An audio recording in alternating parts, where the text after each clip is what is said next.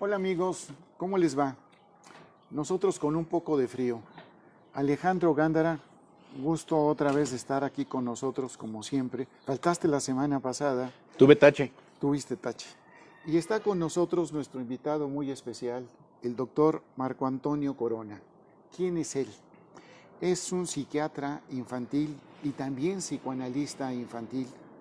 Pertenece a la Asociación Psicoanalítica Mexicana. Es un hombre muy positivo, empeñado en hacernos notar cuáles son las circunstancias que envuelven hoy a los niños y a los adolescentes en medio de la pandemia. Sabemos, lo he repetido en esta mesa, que somos mamíferos, en consecuencia somos seres gregarios, somos seres sociales, buscamos la compañía de los otros, buscamos el acercamiento entre los componentes de nuestro propio rebaño. Y hoy le quiero preguntar al doctor Marco Antonio Corona, ¿cuáles son las consecuencias que está dejando, doctor, la pandemia en niños menores, en niños que ya rebasan los 8 o 10 años y también en los adolescentes? Muchas gracias por la invitación, con mucho gusto. Mire usted, el primer factor al que yo apoyaría nuestra preocupación es el aislamiento en que se ven forzados los niños y adolescentes y en sí los padres a estar. Esto conlleva una gran dificultad porque en los niños pequeños su incapacidad de expresarse verbalmente tiene como dimensión otras maneras de comunicar su enfado, su malestar, su preocupación, su inquietud de estar confinado a un espacio determinado.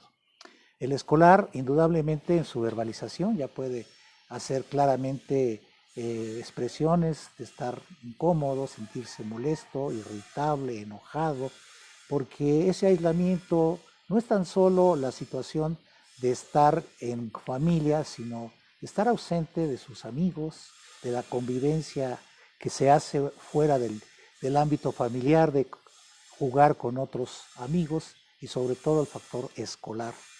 Tanto el adolescente, que es un poco más claro ya en sus ideas, extraña notablemente la convivencia con sus amigos, el interactuar con ellos, los factores que además de la escuela en su transmisión de conocimientos da en el aspecto social.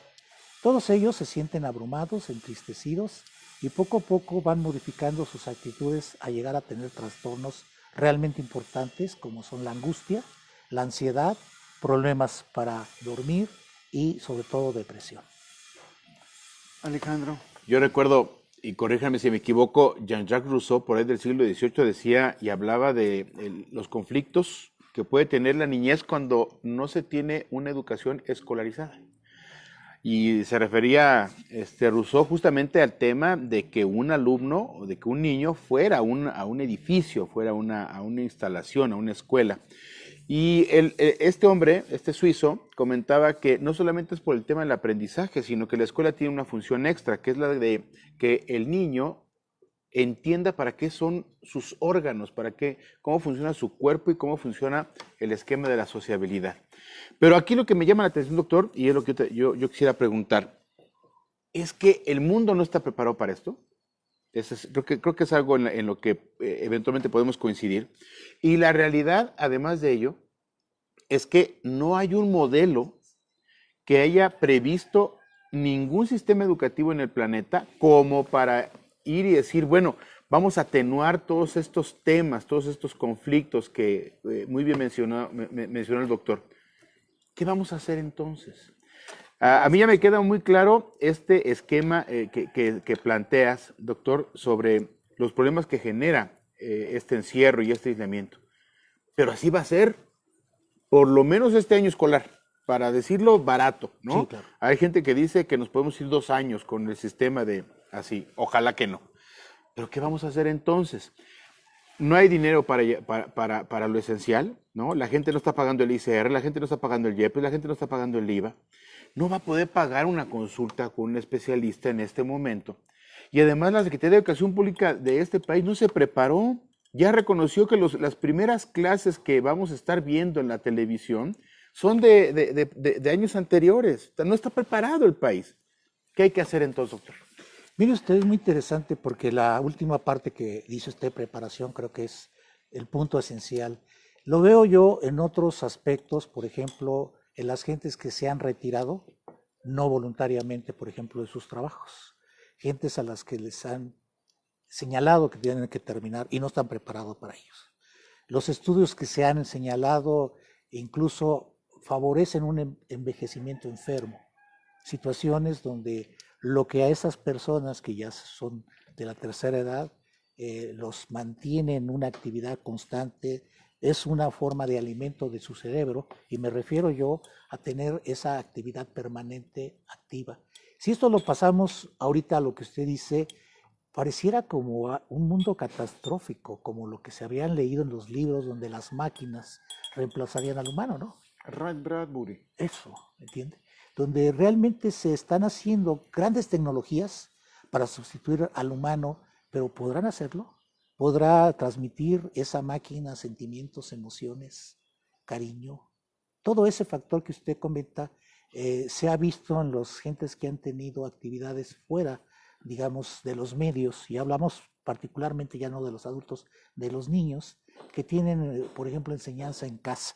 No se acostumbra en nuestro país, en otros países se ha acostumbrado, y se ha detectado que su desarrollo es no correcto, no apropiado, no adecuado, porque la escuela transmite más cosas que conocimientos, experiencias, interacciones, rol de género, convivencia con los demás, respeto por las diferencias, etcétera, etcétera. Entonces, ¿qué nos espera? Nos espera algo muy realmente preocupante. Y hablaba yo fuera de esta comunicación de la falta, digamos, de certidumbre de lo que va a acontecer. Esto genera en ellos más preocupación. Si además agregamos a nuestro medio que los medios comunican violencias y otros factores, pues Mañaneras. están llenos de miedo, están con una incertidumbre muy grande y con temores muy marcados. Escuchan, porque no puede ser un aislamiento completo, las preocupaciones de sus padres que usted ahorita manifiesta. ¿Va a haber posibilidad de continuar con el empleo? ¿Podemos nosotros continuar teniéndole la forma de vida en que estamos acostumbrados? Entonces, ese es el panorama. Y sin poder escapar, doctor. Eso. Porque sí. el niño antes podía escapar de la plática familiar, ¿no? Se salía y jugaba y se distraía, pero no puede escapar, no hay dónde ir. Sí, porque como parecería que han tenido, decía alguien, vacaciones largas, un chico me lo hacía sentir, no, dice, si yo un día en las vacaciones no quiero salir es porque yo no quiero, pero en la tarde me voy con mis cuates, voy al cine, salgo a la bici, no ahora que no puedo hacerlo. Además, esto no es una palabra de él, sino que yo la aplico a ellos. Ellos se sienten transmisores de la enfermedad. No podemos visitar a los abuelos porque llevamos la enfermedad. Entonces ellos son viejitos y se pueden morir. Entonces se crea un panorama realmente muy adverso, con grandes temores, que los niños pequeños, vuelvo a repetir, quizás no puedan ponerlo en palabras y lo somatizan, empiezan a tener alteraciones en su cuerpo, con dolores, con manifestaciones que no son necesariamente enfermedades orgánicas. Doctor Corona, yo quisiera pensar en dos grandes pensadores vinculados al psicoanálisis: Santiago Ramírez, mexicano, y Erich Fromm. Erich Fromm señalaba que en los primeros años la seguridad es muy importante para los niños, seguridad combinada con amor. Y Santiago Ramírez de alguna manera encapsulaba el pensamiento de Freud, señalando, como usted lo sabe muy bien, infancia es destino. ¿Qué va a ocurrir con los niños y con los adolescentes? Y en el primer caso, fundamentalmente de los primeros años, del primero al séptimo, el octavo, cuando el niño no tiene estas facilidades de desarrollo, ¿qué podemos esperar de estos niños? ¿Cuál es el futuro? Y hablo no nada más de México, sino en forma universal. ¿Qué va a ocurrir con la niñez concretamente? Claro. Sí, es un tema muy importante porque uno de estos autores que hablaba de la confianza básica es un factor fundamental que yo observo en varios estadios de consulta, digamos, de edades, ¿no? Niños, adolescentes, adultos, donde tengo un problema muy grande porque no me quieren surtir una receta. Y esa receta no la encontramos en ninguna farmacia. La receta es tomar confianza en sí mismo 3 veces al día. Y no hay farmacia que me Tomar la surta, confianza ¿verdad? 3 veces al día. Exactamente. Entonces ellos se sienten vacíos, se sienten que no tienen alternativas y que realmente no tienen capacidad de disfrute. La capacidad de disfrute no se tome como una actitud irresponsable, sino por el contrario, es una actitud responsable. Cuando no se tiene amor, estos chicos, hombres, mujeres, van a crecer con una desconfianza hacia el otro y no van a poder dar amor. Y van a sentir la vida como vacía. Las actuales aportaciones en el psicoanálisis en el mundo hablan de la clínica del vacío, donde no hay nada que los llene. Clínica del vacío. Del vacío, le llaman ahora. ¿Cómo es esto? Donde las gentes llegan a los consultorios expresando tener triunfos lógicos y normales en sus vidas, pero se sienten vacíos, no se sienten que se llenan, no les satisface y buscan algo más. Eso se ve en las adicciones, todas las adicciones, el alcohol, las drogas, la búsqueda de otra situación, incluso en lo sexual, alteraciones de la sexualidad, como se ve también en los factores de la alimentación, anorexia, bulimia, donde no hay nada que los llene. Y usted puede ver que normalmente una gente come cierta cantidad, está satisfecho y le para. Estas gentes no. Igual en la bebida, igual en otras situaciones. Y la sensación es que no hay algo que les satisfaga. Eso se llama la clínica del vacío y que tiene sus raíces en la infancia necesariamente. Se habla mucho del vínculo de la madre y es indudablemente fundamental, pero también del padre. Porque ese padre corresponde en alguna manera a llenar los huecos que la madre no da. Estos chicos que normalmente no pueden ser originarios de un estatus económico, porque pueden ser gentes que tienen economías saludables y sin embargo no transmitir estas emociones, como obviamente en aquellos lugares donde la población es pobre, no hay conocimientos, los niños desde temprano tienen que trabajar, etcétera, etcétera. Entonces es un problema gravísimo y como se dice que la infancia es el fundamento de lo que viene después, quizás en el análisis de los adultos, yo le digo a mis alumnos, siempre es un psicoanálisis infantil, porque se habla de la infancia, se habla de las primeras etapas de la vida. Sin embargo, los seres humanos nos tenemos que adaptar a las cosas. Cuando uno está panzón y te la pasas todo el día en una oficina, ya hay tutoriales en las redes sociales en las que te dicen, te sientas de tal forma y haces un ejercicio y vas a ir relajando un poco la barriga, ¿no? Y para que las piernas te entuman, si todo el día estás frente a una computadora, porque tu trabajo antes de la pandemia así era, también mueves las piernas de tal forma. ¿Cuál va a ser ahora la receta? Porque tenemos que estar buscando, y yo creo que la pertinencia de tu presencia aquí, doctor, a mí se me hace fabulosa, porque yo creo que en esta tragedia en la que estamos viviendo, tendría que haber una serie de consejos de qué vamos a hacer con los niños. Si se la pasan todo el tiempo frente a la computadora, que no se la pasen más tiempo, por ejemplo, viendo las caricaturas, como que nada más cambias de pantalla, ¿no?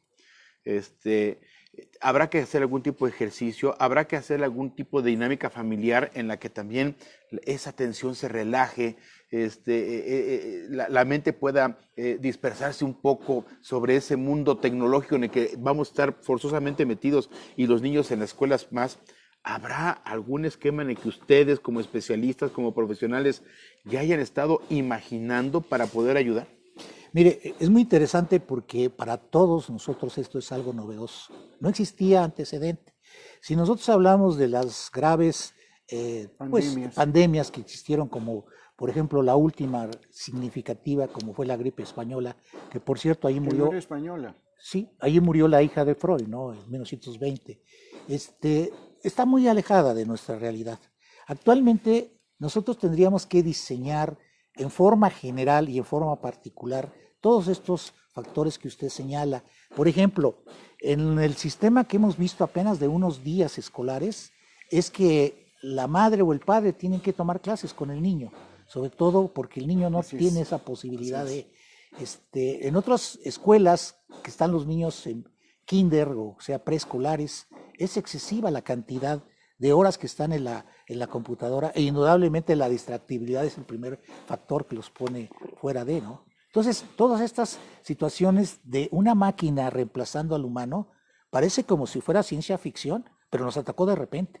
Entonces, sí tendríamos que buscar nosotros estrategias que se han repetido de muchas maneras, pero nos olvidamos quizás de un factor. Hay gentes que tienen la facilidad, ahora sí que decirlo, de trabajar en casa. Y entonces podrían estar en alguna manera con sus hijos auxiliándolo. Y los que están fuera, los que tienen que trabajar afuera, que no, O los niños que no tienen computadora, eso, o los niños que ni siquiera llegan a tener un televisor. O los maestros que no tienen internet. O sea, es, que también. es un círculo vicioso esto terrible. Así es, ¿no? así Claro. es. Es un sistema en el que la economía está colapsada en este país, en general, pero en este país en particular, y donde tenemos maestros que tienen que dar clases que no tienen los instrumentos, y tenemos alumnos que necesitan recibir clases que no tienen los instrumentos. Claro. Pero para aquellos que los tienen, ¿qué se debe hacer? Termina la clase y hacer un poco de ejercicio, termina la comida y leer un libro, una hora específica para platicar en familia, para un juego de mesa, no sé, porque tenemos que tener algún elemento que distraiga la mente del sistema tecnológico al que nos estamos obligando y del que no nos podemos extraer, que es la parte terrible, ¿no? claro. Usted mencionó una palabra clave, incertidumbre, porque si los niños jóvenes y nosotros los adultos y los adultos ya mayorcitos, si supiéramos que hay una fecha límite y dijéramos como Navidad se nos va a regalar que el día 24 de diciembre hasta ahí llega la pandemia, bueno, estaríamos muy esperanzados, estaríamos preparándonos para ese acontecimiento y volver a la antigua normalidad. Pero esa incertidumbre, ¿cómo cala en el niño menor? ¿Cómo cala en el adolescente? Claro. Es muy importante esto porque mire usted, de repente, como el principio médico es no hacer daño, en algunas ocasiones uno observa situaciones que de antemano van a ser graves o van a tener repercusiones. Y nos ponían en la escuela de medicina el ejemplo de tener que amputar, cortar un brazo y no va a haber consecuencias, indudablemente, pero si no se hacía eso, la gente moría. Esto después pasó a otro aspecto en la misma línea, en alguna plática que dábamos ante el público, preguntaba a una persona si era necesario, conveniente, que por ejemplo cuando falleciera el padre, se le explicara al niño del fallecimiento y asistiera al funeral. Y toda la gente decía, no, ¿por qué vas a llevar al funeral al niño? No, hay la certidumbre de que el padre ha muerto. ¿Cuántas gentes nosotros sabemos que están muertos y que se dice que están vivos? Desaparecidos. Bueno, Elvis Presley no murió, tal Los artista. 43, por ejemplo, ¿no? Que es todo un sistema, ¿no? Bueno, entonces la certidumbre elimina una ansiedad. La incertidumbre genera todas las ansiedades del mundo. Entonces, no sabemos qué va a ser cuando cerremos, digamos, está cerrada la puerta, cuando la abramos. ¿Cuándo se va a abrir esa puerta? ¿Y por qué tiempo? Como si fuera una puerta de lo imaginario a lo real, ¿no? El peligro está afuera. Y la abrimos poco a poco y nos damos cuenta que todavía hay riesgo, la cerramos. Hasta que llega el momento en que pensamos que no hay riesgo. ¿Y puede regresar ese riesgo? ¿Qué está pasando en los países europeos donde se están observando nuevamente rebrotes? Donde ya la situación estaba controlada y en apariencia no lo está, o en la realidad. En Francia pasaron una fotografía de la calle principal, los Campos Elíseos, y se veía realmente como si hubiera acabado el mundo, ¿verdad? Terrible. Vacía completamente. Y cuando ya terminó la cierta restricción, se veían las partes, se llaman ¿qué? Las rivieras del río llenas de gentes como si fuera un festival. Entonces, ese elemento que usted habla, la restricción del adolescente. Ahorita la noticia de Perú, donde murieron trágicamente 13 personas en una discoteca y que sí, varias de esas gentes que murieron y muchos de los que tomaron como presos o como se llame, tienen COVID. O sea, tendrían veintitantas gentes en 120 gentes que estaban en ese lugar. O sea, que ya todos estarían con ese riesgo, ¿no? Y lo mismo ha ocurrido en España e Italia, que los jóvenes ya están hartos de esta situación y hacen fiestas clandestinas. Claro. Al hacerlo, pues ha habido rebrotes espectaculares, porque unos se contagian a otros y los otros llevan la pandemia a lugares muy distantes. Y los irresponsables, personajes tan importantes como Miguel Bosé, por ejemplo, Sí. Que dice, que convoca una marcha para que no se use El el cubreboca. cubreboca, ya hasta Twitter ya le cerró la cuenta, ¿no? O sea, estamos metidos en una máquina de estas como de pinball, en donde ciertos tipos de público rebotan entre una información y otra, y la pandemia rebosando, ¿no? Hay un asunto que a mí me gustaría tocar, doctor, que es el siguiente.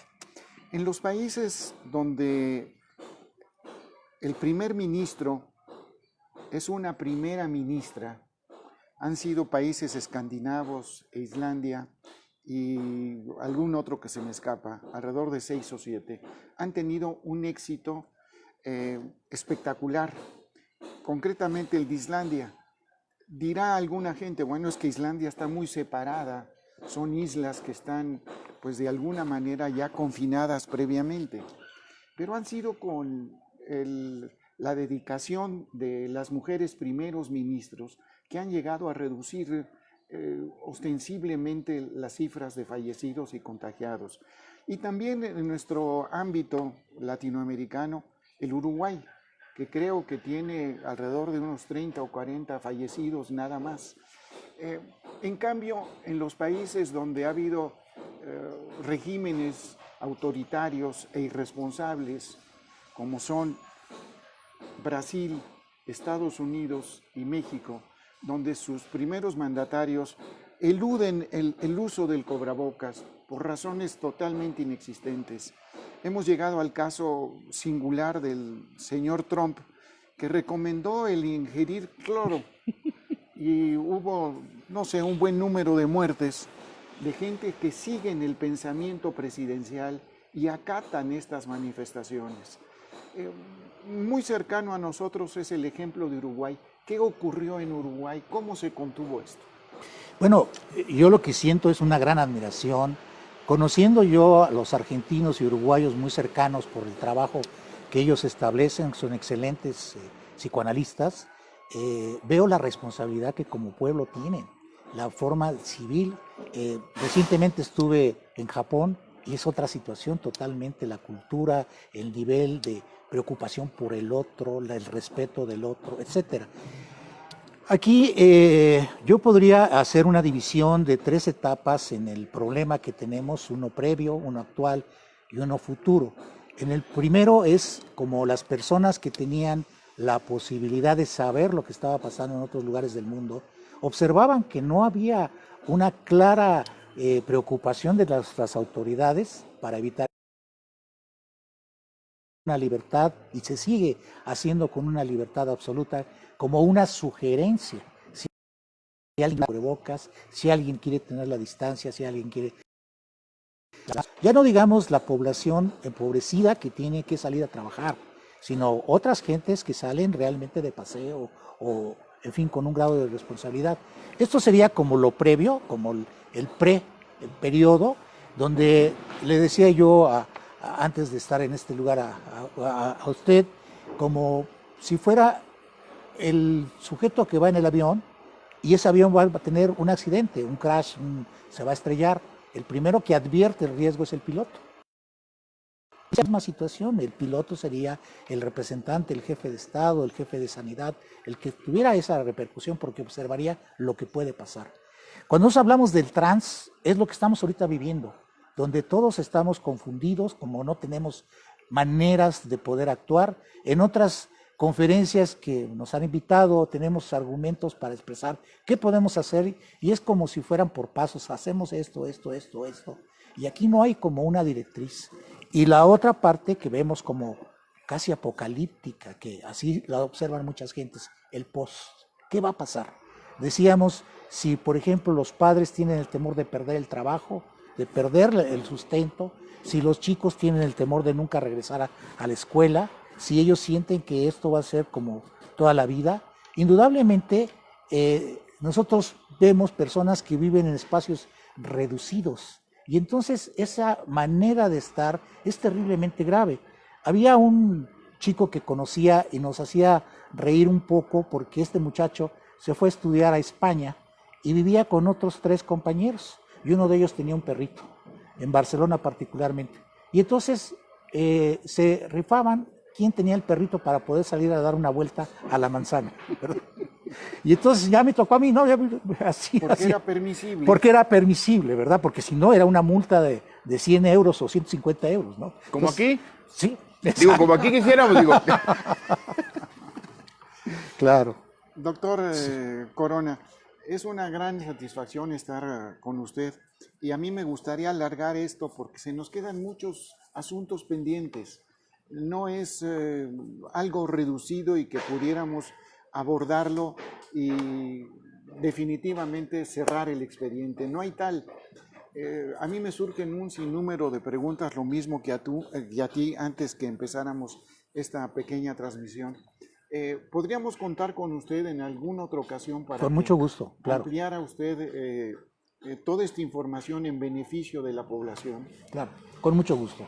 Porque lo primero que a mí se me ocurre ahorita, doctor, antes de que nos despidamos, es el hecho de que el encargado, la cabeza de llevar a cabo esta situación por parte gubernamental, es el subsecretario, el señor Gatell. Bien, este doctor en distintos momentos ha dicho, esto no va a llegar sino hasta 8,000 fallecidos, hasta 10,000, 15,000. Se ha ido agrandando y llegó a decir, la situación de 60,000 fallecidos sería muy, añadió el calificativo, catastrófico.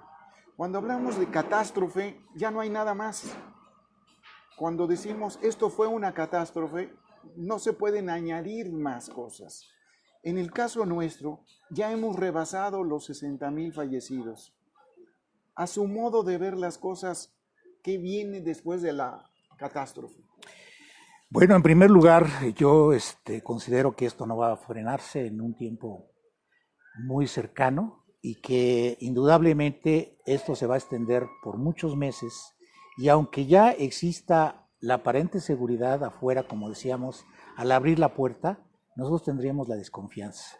Tendríamos que ganar esa confianza que no se va a ganar con un voto, se va a ganar realmente con la situación ejemplar que pongan las autoridades cuando veamos nosotros que realmente en el mundo ya no hay casos de esto. Y si yo consultara a otros países, seguramente se reirían de lo que acabo de decir, ¿no? Cuando tengamos la seguridad de que ya no haya otros casos. Porque pareciera que esta enfermedad, había un eslogan cuando yo era joven de una estación de radio que decía la música que llegó para quedarse. Pareciera que esta es la situación, parece que se va a quedar esto. Y se va a quedar, si no la enfermedad, la desconfianza. Ese va a ser el factor que tendremos que trabajar. Bueno, pues el escenario es ese. Yo creo que para cerrar sería muy bueno decir, póngase el cubrebocas. Póngase el cubrebocas. No le haga caso a la autoridad que no lo recomiende. Úselo. Salga de su casa con el cubrebocas puesto. Transite por los parques, aunque no haya nadie, con el cubrebocas puesto. Y doctor, de veras que qué placer platicar contigo y de escucharte y de poder entender un poco más de estos temas. Y ya mi admirado Raúl te ha pedido que nos reunamos pronto, porque creo que hay que formular otras preguntas, pero por escrito, para que nos dé más tiempo. Con mucho gusto. Y seguramente también vendrán de las personas que nos hacen el favor de vernos y escucharnos.